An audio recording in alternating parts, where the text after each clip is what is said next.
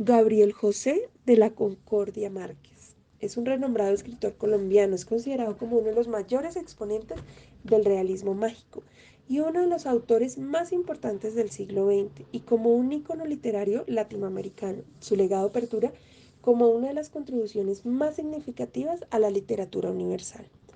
Nació el 6 de marzo de 1927 en Aracataca, Colombia, y falleció el 17 de abril de 2014 en Ciudad de México. Estudió Derecho en la Universidad Nacional de Colombia, pero su verdadera vocación era la escritura.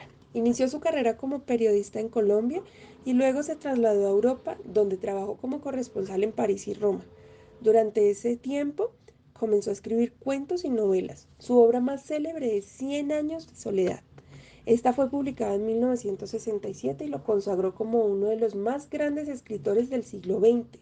Además, le valió el Premio Nobel de Literatura en 1982. Su estilo único, marcado por el realismo mágico, una técnica narrativa que combina lo fantástico con lo real de una manera única.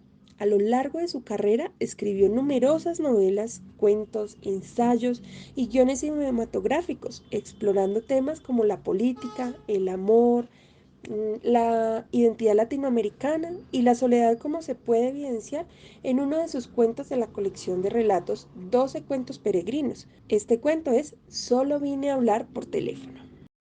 Solo vine a hablar por teléfono es un relato que aborda la temática de la soledad y la incomunicación.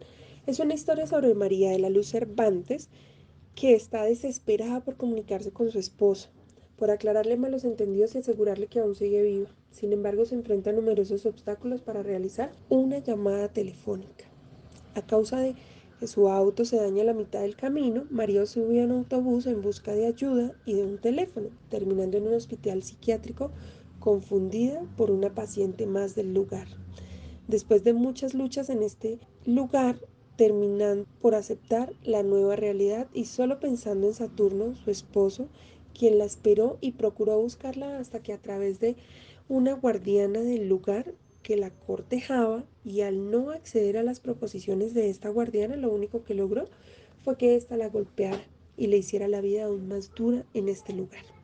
Un día logró llamar a su esposo desde un teléfono que encuentra por casualidad, llama a Saturno y él solo la insulta, incrédulo y sin escuchar razón alguna. Después de acceder a las proposiciones de la guardiana, con un trato previo de silencio entre las dos, logró que ésta llamara a Saturno, le comentara la situación y ubicación de María. Así logró que fuera a ver a María el siguiente sábado, pero María se da cuenta de la distancia emocional que hay entre los dos y al explicarle a María lo que el médico le dijo a Saturno, ella comprendió que no saldría de este lugar. Saturno intenta de muchas maneras volver a ver a María sin que ella lo recibiera, hasta que lo vence la realidad y no regresó nunca más. María quedó en este lugar hasta el fin de sus días. Augusto Monterroso es un escritor guatemalteco conocido por su estilo conciso y su humor irónico. Nació el 21 de diciembre de 1921 en la ciudad de Tegucigalpa, Honduras, y falleció el 7 de febrero de 2003 en la Ciudad de México. Es conocido por su dominio del microrrelato, un género breve que considera una historia contemplada en pocas palabras. Su obra más famosa es El dinosaurio. Un microrrelato es apenas una línea.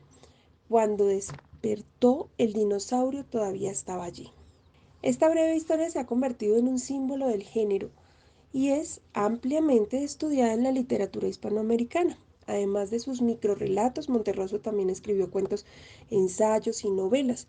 Su estilo se caracteriza principalmente por la precisión lingüística, su humor sutil y su crítica social. Es considerado como uno de los maestros del microrrelato y una figura importante en la literatura latinoamericana del siglo XX. El cuento de Augusto Monterroso, Mr. Taylor, trata sobre un hombre inglés que decide viajar a Guatemala para cazar jaguares. A pesar de los intentos de los lugareños por disuadirlo, Mr. Taylor está decidido a llevar a cabo su fin, pero estaba completamente quebrado económicamente. Aunque tal era la escasez de dinero, que una vez se adentra en la selva en busca de algo que le ayudara a calmar el hambre. pero se topa con un nativo que le ofrece vender una cabeza reducida humana y sin dinero no pudo comprarla, pero aún así el nativo decide regalársela. Mr. Taylor regala la cabeza a su tío enviándola a la ciudad de Nueva York y este a su vez le propone la comercialización de estas cabezas a nivel mundial, convirtiéndose así en un objeto lujoso que solo unos pocos podían tener. Pero su éxito fue tan grande que en solo pocos días cada hogar tenía una. Por tal razón, ante la necesidad de producir más cabezas y la falta de estas por su elevada demanda, se instauró la pena de muerte en la tribu. A partir de esto, cada falta en la tribu era considerada como falta grave que merecía la horca, sin importar la gravedad de la falta. La tribu se redujo a tal punto que ya no había gente, solo quedaban los altos mandos de esta, por lo cual decidieron enfrentarse a otras tribus, aconsejados por supuesto por Mr. Taylor. Así recolectaron más cabezas y prontamente ya no quedaban más cabezas para reducir y vender, pero la demanda continuaba hasta que un día el tío de Mr. Taylor recibió la cabeza de Mr. Taylor. Al verla, el tío quedó tan espantosamente horrorizado que termina saltando por la ventana, acabando con su vida. Por último, muchas veces juzgamos sin ver el trasfondo de las situaciones o de las personas, como es el caso de María. Pues ella solamente buscaba ser escuchada y todo el mundo se negaba, no entendían la situación en la que ella estaba y llega a tal punto donde la catalogan como loca y termina quedando así por toda la situación que tuvo que vivir. Por otra parte, con Mr. Taylor, muchísimas veces la gente quiere tener más y no se mide en pensar los horrores o el trasfondo de las situaciones, de donde vienen los orígenes de todas las cosas que el ser humano ambiciona.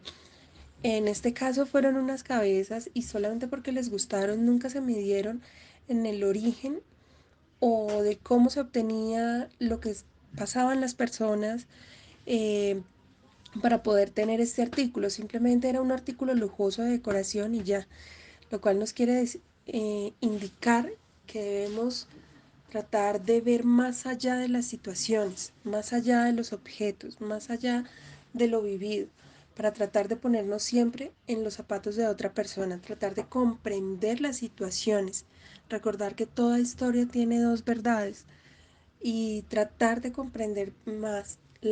A la sociedad le falta más humanización. Hemos perdido la humanización por completo y nos falta ser más nobles y ponernos en los zapatos de otra persona. Nos falta escuchar las situaciones de las otras personas. Gracias.